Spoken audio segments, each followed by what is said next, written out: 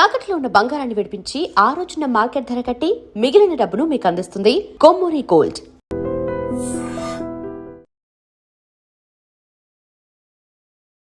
రాయ్ గారు అనగానే కొంచెం ఇన్నోసెన్స్ క్యారెక్టర్స్, కొంచెం సాఫ్ట్ క్యారెక్టర్స్ చేస్తుంటారు. అంటే ఈ సినిమాలో పూర్తి డిఫరెంట్, అంటే ఒక రకంగా పూర్తి ఆపోజిట్ క్యారెక్టర్ అనమాట. సో నేను యాక్చువల్లీ సాఫ్ట్ క్యారెక్టర్స్ చేసి ఉండొచ్చు కానీ బేసిక్లీ నాకు అది దాంట్లో ప్రాబ్లం లేదు. బికాస్ నేను అలా చేశాను కాబట్టి అలా ఆ క్యారెక్టర్స్కి బాగుంటాను అనుకోవడంలో నాకేమీ అందులో ఫన్ ఏమనిపించట్లేదు. కానీ బట్ నేను సాఫ్ట్ అనుకోవడమే నాకు అది నాకు చాలా ఆశ్చర్యంగా ఉంది. Nobody nose anything about me. ఏదో కాసేపు ఇక్కడ ఉంటాము, ఇప్పుడు మీ దగ్గర ఉన్నప్పుడు మంచిగానే బిహేవ్ చేస్తాము, సో బాగానే ఉంటుంది. సో నేను సాఫ్ట్ అంటే ఇప్పుడు నేను వెళ్ళి ఏదో రఫ్గా మాట్లాడేసేసి చాలా పిచ్చి పిచ్చి వర్డ్స్ మాట్లాడేసి అవి చెయ్యను. కానీ but I am very strong when I have to tell an opinion అనుకోండి. మిమ్మల్ని ఇంప్రెస్ చేయడానికి నేను ఎప్పుడు మీ సైడ్ తీసుకోను. ఆర్ మీకు నచ్చుతుంది నేను ఇలా చెప్తే, అందుకని నేను ఒక విషయం చెప్పను. నేను నాకు అనిపించింది చెప్తాను. అది మీరు తీసుకున్నా తీసుకోకపోయినా ప్రాబ్లం లేదు. తప్పుగా మాత్రం తీసుకోకండి. దట్స్ ఓన్లీ మై ఒపీనియన్, అంతే.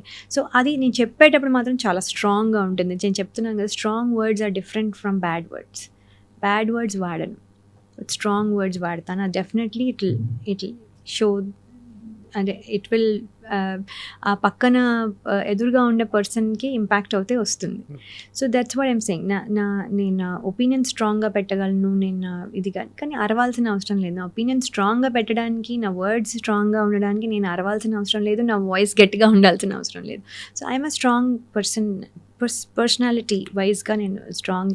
ఏంటంటే అందరికీ సాఫ్ట్గా కనబడతాను, ఎందుకంటే నేను అస్తమాను నా ఒపీనియన్ చెప్పాల్సిన అవసరం లేదు కదా. ఇప్పుడు మీ దగ్గరకు వచ్చి నేను ఇప్పుడు మీతో ఆర్గ్యూ చేసి నా పాయింట్ ప్రూవ్ చేసుకోవాల్సిన అవసరం లేదు కదా. సో నేను మోస్ట్ ఆఫ్ ద టైమ్ ఎక్కడ అవసరమో అక్కడ మాత్రమే నా ఒపీనియన్ పెడతాను, అక్కడ మాత్రమే ఆర్గ్యూ చేస్తా మళ్ళీ to prove it to that why I'm saying this అనేది. Not that I'm right. నేను ఆర్గ్యూ చేసేది ఏంటంటే నా పాయింట్ ఆఫ్ వ్యూ ఏంటి తెలియడానికి మాత్రమే ఆర్గ్యూ చేస్తాను, కానీ నేను రైట్ అని చెప్పడానికి నేను ఆర్గ్యూ చేయను. So these are the things. So నేను that's why I'm not a soft person at all. Laya గారు పైకి కనిపించేంత సాఫ్ట్ అయితే కాదు. డెఫినెట్గా ఆమె కోపం ప్రళయం. కోపం అంటే బాగా ట్రిగర్ అవుతే డెఫినెట్గా చాలా పెద్దగా వస్తుంది. లైక్ ఐ సెడ్, మళ్ళీ నేను బ్యాడ్ వర్డ్స్ వాడను, కొంచెం వాయిస్ రేజ్ అవుతుంది, అరుస్తాను అని కోపం గురించి చెప్తున్నాను. అది ఎప్పుడంటే అది ఇంకా లాస్ట్ ఆప్షన్, ఇంకా నాకు దెర్ ఇస్ నో చాయిస్. నన్ను ఇంకా పుష్ చేశారు ఒక కార్నర్కి, నేను I have to do something అన్నప్పుడు మాత్రమే వస్తుంది. అది లాస్ట్ ఆప్షన్. అది వచ్చిందంటే ఇంకా నేను ఏమి అయినా కూడా I will not go back. So అది మాత్రం I take a stand and all that. Very very స్ట్రిక్ట్గా ఐ టెల్. బట్ అదే చెప్తున్నాను, I don't have to use bad words, I don't have to unnecessary scream. అంటే కొన్ని మనకు జరగకపోయినా కళ్ళ ముందు జరుగుతున్న కొన్ని పరిస్థితులను సొసైటీలో జరుగుతున్నాయి చూసి కూడా అలా రెస్పాండ్ అవ్వాల్సి వస్తుంది ఒక్కొక్కసారి. అవుతుందండి. అవుతారా అలాంటి వాటి? ట్రిగర్ అవుతుంది కదా.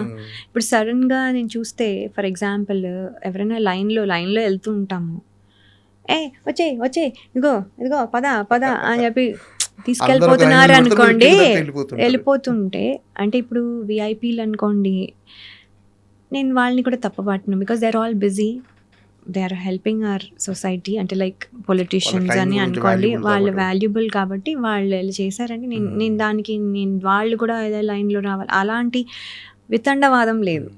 వాట్ ఐమ్ సెయింగ్ ఇస్, మనము ఒక రెస్పెక్ట్ ఇచ్చి ఒక పద్ధతి ఫాలో అవుతున్నప్పుడు అందరూ ఫాలో అవ్వండి అనేది నేను ఎక్స్పెక్టేషన్. అలా వెళ్ళిపోతున్నారు అనుకోండి, ఏంటండి ఇది అని నెమ్మదిగా స్టార్ట్ అవుతుంది. అది కూడా అరవాల్సిన అవసరం లేదు. వాళ్ళ రియాక్షన్ బట్టి అది ఎక్కువ అయింది అనుకోండి, అప్పుడు ట్రిగర్ అయ్యి కొంచెం ఎప్పుడైనా వెళ్ళొచ్చు. కానీ బట్ స్టార్టింగే నేనేదో గొడవ పెట్టుకోవడానికి ఏంటది వెళ్ళండి, this is not needed. So అది అలా వెళ్ళి ట్రిగర్ అయ్యి అలా అయిననుకోండి, అయిన రోజులు కూడా ఉన్నాయి arguments. But like I said, నేను ఎక్కడ వాళ్ళని ఇన్సల్ట్ చేసి కానీ ఒక బ్యాడ్ వర్డ్ మాట్లాడి కానీ ఎప్పుడు అరవాల్సిన అవసరం రాలేదు. నా పాయింట్ పెట్టడానికి మీరు చేయడం వల్ల మేము ఇక్కడ వాట్ ఆర్ వీ డూయింగ్, మేమేమన్నా వేస్ట్గా ఊరికనే నించున్నామా అని. ఒకసారి అలా అనిపిస్తుంది. సో దట్ మీ క్యూ అవ్వచ్చు ఆర్ యూనో కొన్నిసార్లు we'll get frustrated when we're driving. ఏంటంటే డ్రైవింగ్లో ఏంటంటే బాధ ఏంటంటే ఇప్పుడు వాళ్ళకి దెబ్బ తగిలినా మనమే బాధపడతాం కదండి.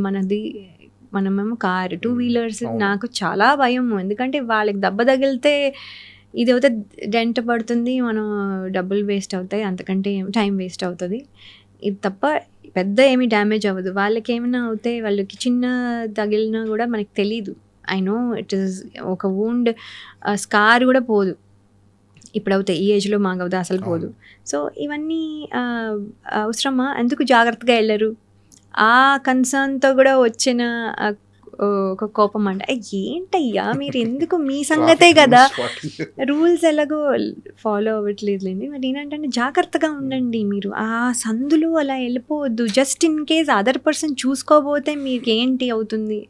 ఇప్పుడు నేను కానీ ఇంకొక పర్సన్ కానీ ఫోన్ చూసుకుంటూ వెళ్ళారనుకోండి, ఫర్ ఎగ్జాంపుల్ కొంచెం అటు ఇటు ఫోకస్ మారిందనుకోండి, ఏం చెప్తున్నారు అని పక్క వాళ్ళు చెప్తున్నారు జస్ట్ మారిందనుకోండి, గుద్దేస్తే మీకే నష్టం కదా. సో అందుకని మీ సేఫ్టీ మీరు చూసుకోండి అన్నట్టుగా అనిపిస్తుంది. హెల్మెట్ పెట్టుకోకపోతే సేఫ్టీ బేసిక్లీ దానివల్ల వచ్చిన ఒక ఇది తప్ప నేను ఇప్పుడు ఏదో రూల్స్ పెట్టి ఇప్పుడు మీరు రూల్స్ ఫాలో అవ్వట్లేదు, ఏదో నేను చాలా గ్రేట్ మీరు తక్కువ అని, that is not the point. అదే ఒక కన్సర్న్తో వచ్చిన ఫ్రస్ట్రేషన్ అనమాట. అంటే మీరే డ్రైవింగ్ చేసుకుంటూ వస్తుంటే కూడా చూశాను. అవును. చేస్తుంటారా మీరే?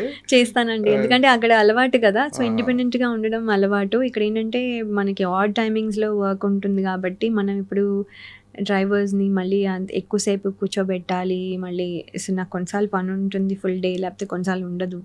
సో వాళ్ళకి మళ్ళీ వాళ్ళు బతిమాలుకోవాలి, మళ్ళీ దే ఆల్సో హ్యావ్ ఫ్యామిలీ కదా. సో ఇవన్నీ అవుతూ మనం మేనేజ్ చేయలేమని ఐ డి నాట్